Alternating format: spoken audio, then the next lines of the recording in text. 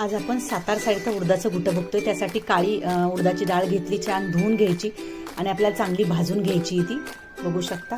आता आपल्याला त्याच्यामध्ये पाणी टाकायचंय.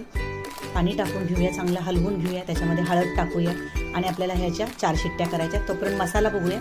हिरवी मिरचीमध्ये तेल टाकून घेतले, तव्यावर छान भाजून घ्यायची. त्याच्यामध्ये लसणाच्या पाकळ्या, आलं, जिरं 1 चमचा आणि छान भाजून घ्यायचं. खोबरं भाजून घ्यायचं. आता हे सर्व आपल्याला मिक्सरला छान वाटून घ्यायचंय बारीकसं. आपलं वाटण तयार झालेलं आहे, बघू शकता. कोथिंबीर थोडीशी टाकायची. आपलं वाटण तयार झाले. आता आपली डाळ पण शिजली, चांगली घोटून घेऊया.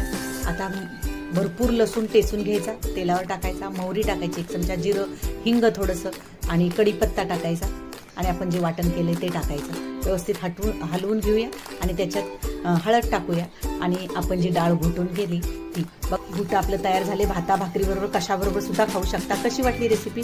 लाईक करा, शेअर करा. धन्यवाद.